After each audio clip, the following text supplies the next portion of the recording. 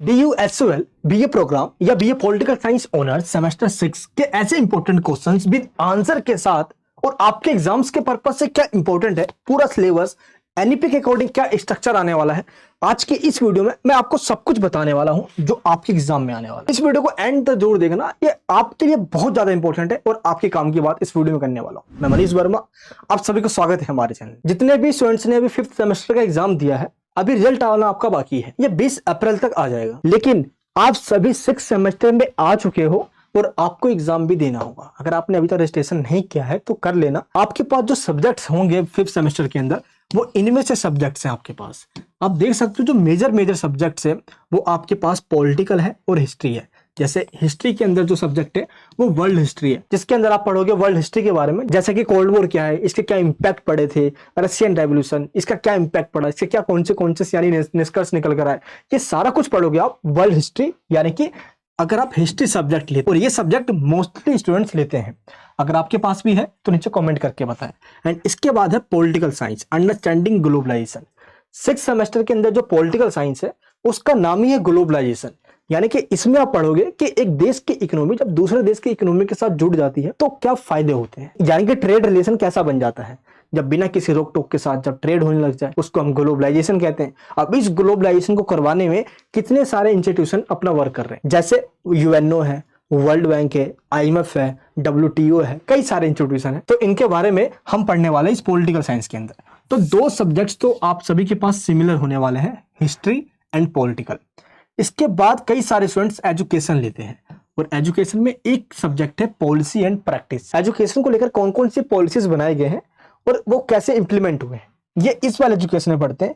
इसके अलावा भी कई सारे सब्जेक्ट्स हैं, जैसे हिस्ट्री का एक सब्जेक्ट है ह्यूमन राइट्स, हिस्ट्री का एक और सब्जेक्ट है रेडियो एंड सिनेमा, ये जेंडर में सेक में सब्जेक्ट है, Delhi through and the ages, conflict and peace building, media in education. तो कई स्टूडेंट जो ऐसे होते हैं जो कुछ तो ये सब्जेक्ट लेते हैं पॉलिसी इन प्रैक्टिस वाला और कुछ स्टूडेंट्स लेते हैं मीडिया इन एजुकेशन वाला। तो अगर आपने सब्जेक्ट चूज कर लिया है तो आपने इनमें से ही कोई सा सब्जेक्ट चूज किया होगा, तो मुझे नीचे एक और कमेंट्स बॉक्स में बता दे। एक बार अपने सब्जेक्ट्स को कंफर्म करना है कि आपने कौन सा चूज किया है और इसके बाद आपको इन सभी सब्जेक्ट्स का सिलेबस चेक कर लेना है। न्यू एजुकेशन पॉलिसी एकेडमिक्स और कॉलेज, जितने भी कॉलेजेस हैं, यूनिवर्सिटीज है, सबके अंदर इंप्लीमेंट किया गया है। और इसके इंप्लीमेंट हो जाने से कुछ पैटर्न और नेचर में चेंजेस आया है और इसमें जो चेंजेस हुआ है ये एग्जाम पैटर्न को लेकर हुआ है। मान लो आपने अपने सिलेबस को पढ़ लिया और जब आप अपना एग्जाम देने जाओगे उस टाइम पे जो क्वेश्चन पेपर डिजाइन किया जाएगा वो ऐसे क्वेश्चंस होंगे जिसमें आपको एनालाइज करना होगा, वो एनालिटिकल क्वेश्चंस होंगे जिसमें आपको अपना माइंड भी लगाना होगा। जैसे कि मैं आपको एक एग्जांपल देता हूं ताकि आपको ये सब कुछ समझ में आ जाए। मान लो क्वेश्चन है कि कोल्ड वॉर क्या है, इसके कारण बताओ। अच्छा, आप बोलोगे अच्छा कोल्ड वॉर क्या है, यानी कि शीत युद्ध, अक्सर आप पढ़ते आए हो इसको तो आप आसानी से बता दोगे। लेकिन अगर मैं आपसे कहूं कि कोल्ड वॉर की शुरुआत यूरोप में ही क्यों हुई और ये दुनिया भर में कैसे फैला, तो अब यहां पे आपको माइंड लगाना पड़ेगा। तो अब आपको समझ में आया कि क्वेश्चन कैसे आने वाले हैं। क्वेश्चन होगा वही, पूछेंगे भी वही, लेकिन क्वेश्चन का नेचर ऐसा होगा कि आपको उस क्वेश्चन में एनालाइज करना होगा, यानी कि आपको आंसर अपने तरफ से भी लिखना होगा। दैट मींस अगर आपने टॉपिक को समझ रखा है तो आप आंसर को बहुत अच्छे तरीके से दे पाओगे। और सबसे बड़ा पॉइंट है, आंसर को आपको लिखना होगा न्यू एजुकेशन पॉलिसी के अकॉर्डिंग। क्वेश्चन कैसा आएगा ये तो आपको मैंने समझा दिया। डायरेक्ट क्वेश्चंस पहले आया करते थे, अब क्वेश्चन इनडायरेक्ट आएगा, मतलब वही होगा, लेकिन लिखोगे आप क्या, जब आप क्वेश्चन को समझ लोगे। और लिखने का तरीका भी आपको मैं बता देता हूं।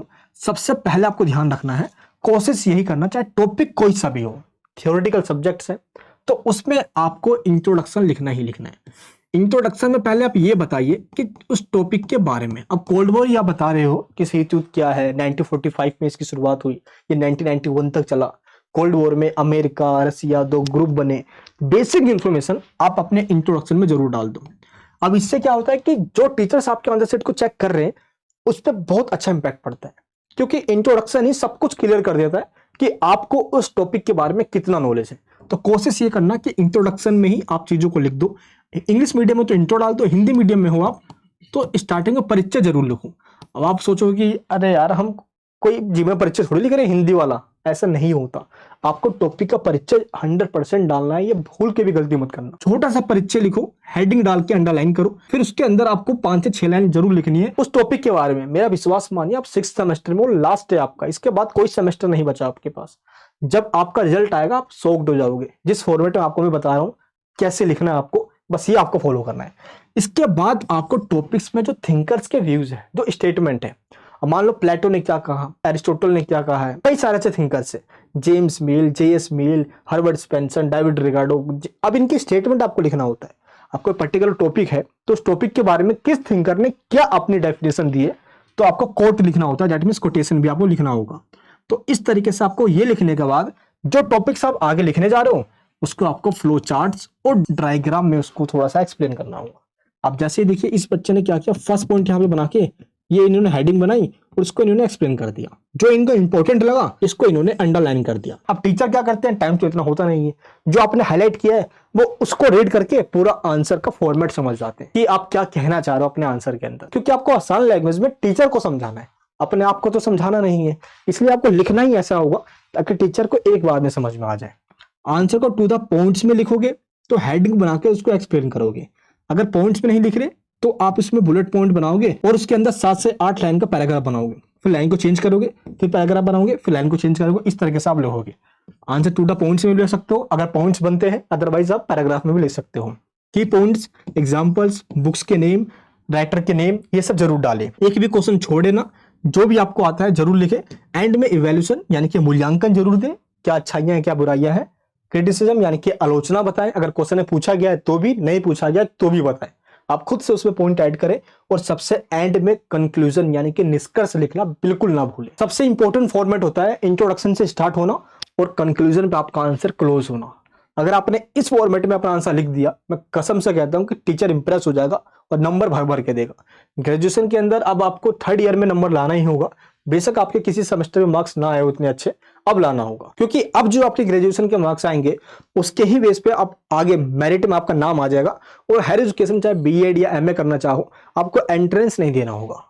आप डीयू में आपका एडमिशन लेना चाहो एमए के अंदर, तो बिना एंट्रेंस का आपका डीयू में एडमिशन हो जाएगा। आप डीयू एसएल के बुक्स भी लेने जा सकते हो, बुक्स मिलने स्टार्ट हो गई है, बट इसके लिए आपको अपॉइंटमेंट लेना पड़ता है, फिर आप बुक्स लाने जाओगे, वो डेट देंगे, फिर आपको बुक्स मिलेगी। लेकिन हर सेमेस्टर में आप मेरी वीडियोस को देखते आ रहे हो तो नोट्स बेहतरीन होते हैं आपके एग्जाम्स के लिए। यही आएगा एग्जाम में, हमारा मेन कंटेंट ही यही होता है।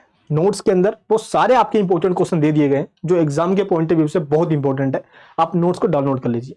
सभी सब्जेक्ट्स के नोट्स आ चुके हैं और जितने भी आपके पास सब्जेक्ट्स हैं, जो अभी मैंने सब्जेक्ट्स बताया, इन सभी सब्जेक्ट्स की मैंने क्लासेस भी ऑलरेडी ले रखी है। ये सारी क्लासेस अभी भी रेलेवेंट है और ये सारी क्लासेस अगर आप अभी से देखना स्टार्ट करते हो, मैं कसम से कहता हूं 10 दिनों में आप पूरा अपना सिलेबस फिनिश कर लोगे। और मैं इस बार के लिए भी कुछ नई वीडियोस लेकर आने वाला हूं जो आपके बहुत काम के होने वाली है। और ये वीडियो आपको कैसे लगी नीचे कमेंट बॉक्स में जरूर बताना। अब आपको इन सभी सब्जेक्ट्स के लिए प्रिपरेशन करना है, जिसके लिए वीडियोस और नोट्स चैनल पे अवेलेबल है। आप उसको डाउनलोड कीजिए नोट्स को और वीडियोस को अभी से देखना स्टार्ट कीजिए। मैं मिलूंगा आपसे नेक्स्ट वीडियो के अंदर। आपके उज्जवल भविष्य के लिए मैं परमेश्वर से प्रार्थना करता हूँ। चैनल पर नहीं तो प्लीज रेड बटन को दबाइए और अभी के अभी सब्सक्राइब कीजिए ताकि ऐसी वीडियोस आए तो सबसे पहले नोटिफिकेशन आप तक जाए। जय हिंद, जय भारत।